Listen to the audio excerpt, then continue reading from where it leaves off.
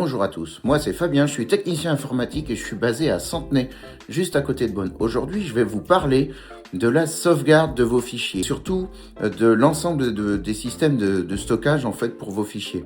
Alors, je vois beaucoup de choses en fait ici à mon atelier à Centenay, et notamment des gens qui stockent des fichiers sur des clés USB comme celle-ci.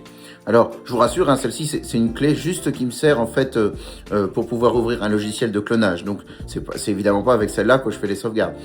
Cette clé-là, c'est un gros problème pour la simple et bonne raison que la plupart d'entre vous, pas tous heureusement, utilisent des clés USB pour stocker des données régulièrement, et ce sont des données qui sont essentielles, par exemple des cours, des conférences, des fichiers personnels et tout, etc.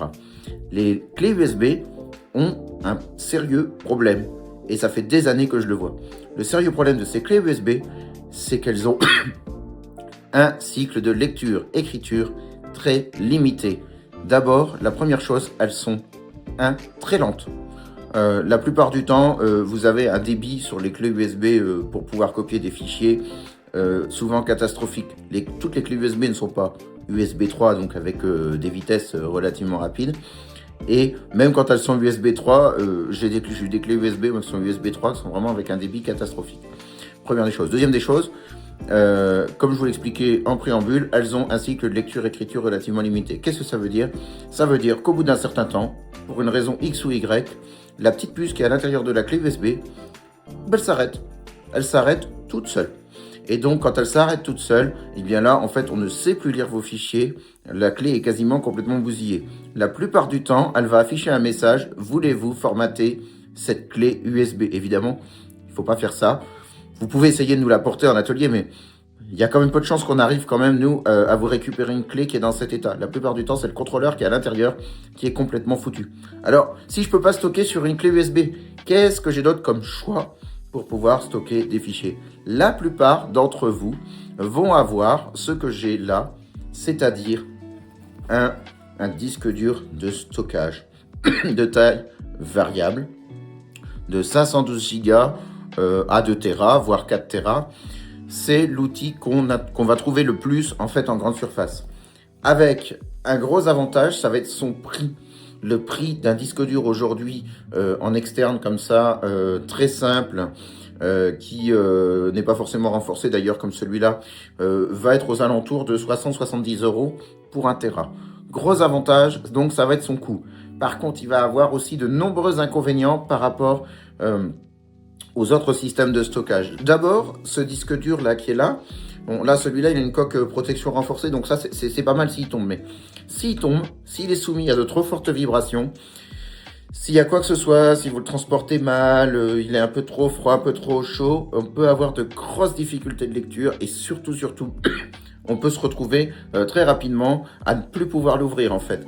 Simplement parce que ces disques durs-là, ils ont ce qu'on appelle un plateau, ou plusieurs plateaux, avec une tête de lecture. Et si cette tête de lecture, elle se désynchronise ou quoi que ce soit, ou même elle touche le plateau, le disque, eh ben c'est foutu. Après, on arrive ici chez nous à notre atelier avec des disques qui ne se lisent plus.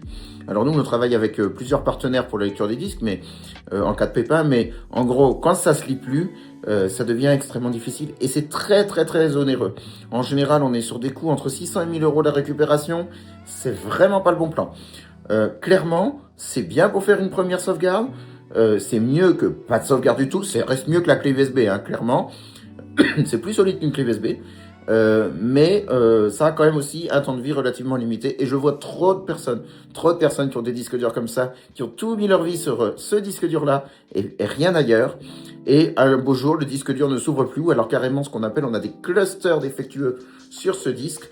Et là, eh ben, on arrive en panique voir le technicien. Bon, souvent on arrive, parce qu'on est à la limite des dégâts, à récupérer quand même vos fichiers in extremis. Parfois, on n'y arrive pas du tout et on est obligé d'envoyer ça en fait en laboratoire, c'est-à-dire en salle blanche.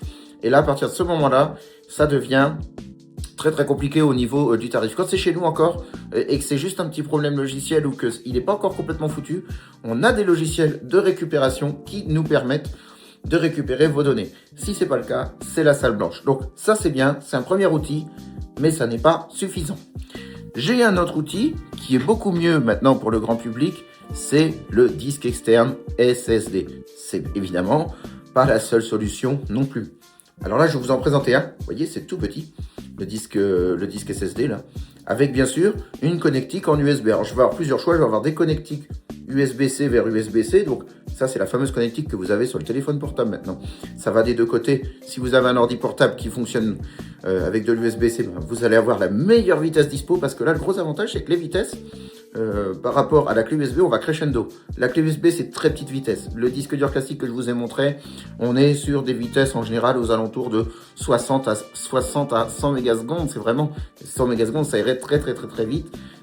Et ce serait vraiment un très bon disque classique. Là, ici, on peut aller sur des vitesses entre 300 et 700 mégasecondes en fonction de votre connectique USB, de lui, et puis bien sûr de l'ordinateur que vous avez en face. Alors, je vous ai présenté un Samsung, c'est pas parce que je suis un aficionado de Samsung, mais celui-ci, en l'occurrence, c'est un T7 Shield, il est renforcé, anti-poussière, etc.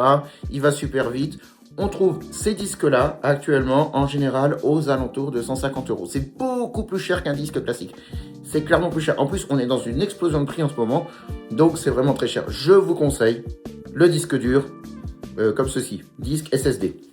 Alors évidemment, question de concurrence, je vais vous en montrer un autre. Ça, c'est de la marque Crucial. Je ne suis pas un aficionados de Crucial ou de Samsung ou quoi que ce soit. Les deux sont très bien. Le Samsung est très durable, le Crucial est très durable aussi. Bien sûr, il faut, et ça c'est sur les SSD, les ouvrir régulièrement, parce qu'il y a quand même des puces à l'intérieur pour vous en être un peu réveillé.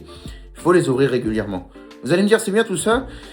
On a parlé des différents systèmes de stockage. Ok, bon, maintenant, comment je peux faire ma sauvegarde régulièrement sans l'oublier? Alors, j'ai deux choix qui sont possibles. Soit, effectivement, j'utilise mon système de stockage, moi, pour pouvoir stocker des données régulièrement et tout, etc. Et je vérifie l'état de mon système de stockage régulièrement. Par exemple, avec un logiciel comme Crystal Disk Info, qui vous permet de connaître l'état de santé de votre disque. C'est très important de vérifier. La deuxième chose qui est la plus importante, c'est toujours d'avoir une double sécurité, une double sauvegarde. Je ne mets pas mes fichiers uniquement dans un seul support de stockage. Je mets toujours mes fichiers dans deux supports de stockage. Alors vous allez me dire, c'est bien tout ça, mais ça coûte quand même de l'argent, hein, deux supports de stockage. J'ai deux choix possibles. Soit effectivement, je mets que deux supports de stockage et puis je copie l'un sur l'autre régulièrement. Si j'en ai un qui s'abîme, au moins j'ai le second. Soit je fais une technique qui est approuvée par beaucoup d'informaticiens, c'est d'utiliser un système de stockage et de mettre aussi ces fichiers dans le cloud. Alors, vous allez me dire, le cloud, bon, c'est bien, mais il y en a plein des clouds. Alors oui, effectivement, il y en a plein des clouds. Celui qu'on utilise le plus couramment dans les ordinateurs, qui est vendu avec les ordinateurs de Microsoft, c'est OneDrive. Et celui qu'on utilise le plus régulièrement avec les ordinateurs Apple, c'est iCloud.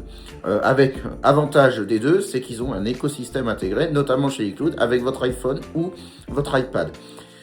Chez Microsoft, sur tous les ordinateurs, vous allez pouvoir enregistrer évidemment vos fichiers. Alors avec l'inconvénient évidemment du cloud, c'est que c'est un abonnement payant tous les ans ou tous les mois, il faut payer. Nous, on travaille en principe avec un système extérieur qui est K-Drive de chez Infomaniac. Alors, je vais vous le dire très clairement, c'est pas sponsorisé par Infomaniac, mais on est partenaire avec eux et on a de l'affiliation Infomaniac. On va pas se mentir quand même. C'est aussi notre credo. Infomaniac, c'est une société suisse et ils ont des serveurs avec ce qu'on appelle une redondance en tier 3.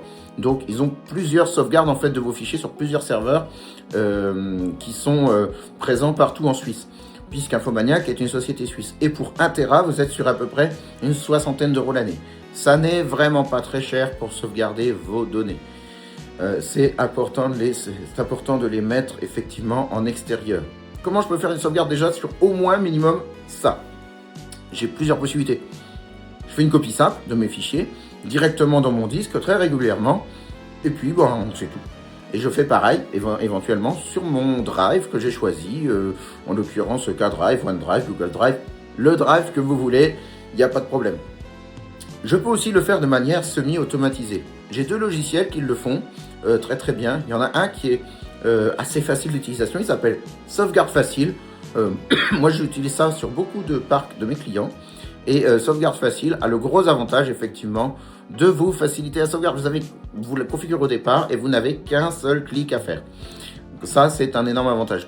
Deuxième logiciel, vous avez Cobian Backup. Cobian Backup, c'est un logiciel qui est complètement gratuit. Bon, à la différence de Sauvegarde Facile qui est gratuit, mais avec des possibilités premium, Cobian Backup est complètement gratuit. Il a une interface, Cobian, qui est beaucoup plus austère que Sauvegarde Facile, clairement. Donc là, on va avoir effectivement l'avantage d'avoir les deux logiciels. Plutôt novice, plutôt Sauvegarde Facile. Et de l'autre côté, un peu moins novice, plutôt Cobian Backup. Et puis après, vous avez un troisième choix. C'est les choix aussi que nous proposons, nous, en tant que technicien informatique. C'est la sauvegarde automatisée en externe. Alors, la sauvegarde automatisée en externe, ce sont des services payants que vous prenez auprès d'une société de services informatiques, comme nous, par exemple. Et vous avez un petit logiciel en bas dans votre barre de tâches qui fait votre sauvegarde toutes les heures chez nous, par exemple, ou sur un serveur suisse, puisque on travaille aussi avec Swiss Backup qui propose ces solutions-là de sauvegarde en externe.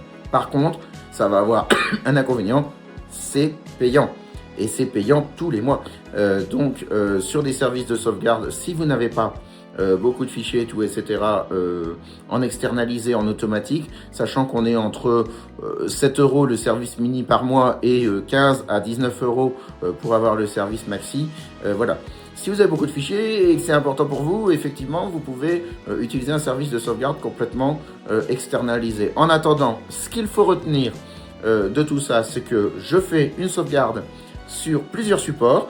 Je vérifie l'état de mes supports régulièrement. J'évite absolument la clé USB pour faire des sauvegardes de mes documents parce que la clé USB, c'est volatile. Je préfère le SSD, bien sûr, au disque dur mécanique. Éventuellement, un disque mécanique et un SSD, ça peut éventuellement aussi se faire pour avoir plusieurs sources différentes de sauvegarde. Enfin, pardon, plusieurs destinations différentes de sauvegarde. C'est une de ces possibilités-là. En tous les cas, je vous en conjure, sauvegardez les fichiers sur votre ordinateur. Je vois trop de personnes ne pas faire leur sauvegarde et venir ici nous demander de récupérer leurs fichiers. Donc la sauvegarde, c'est important, c'est essentiel, je le rappelle, ça prend quelques minutes, même une fois par semaine, c'est pas forcément très long. Si vous mettez bien votre logiciel de sauvegarde en place, ça ne prendra que 5 à 10 minutes avant l'extinction. Et au moins, le jour où vous aurez un problème, un incendie, quelque chose, le moindre souci avec votre disque dur, vous pourrez récupérer vos données. Voilà, c'était une vidéo sur la sauvegarde. Je vous souhaite à tous un excellent week-end et je vous dis à très bientôt.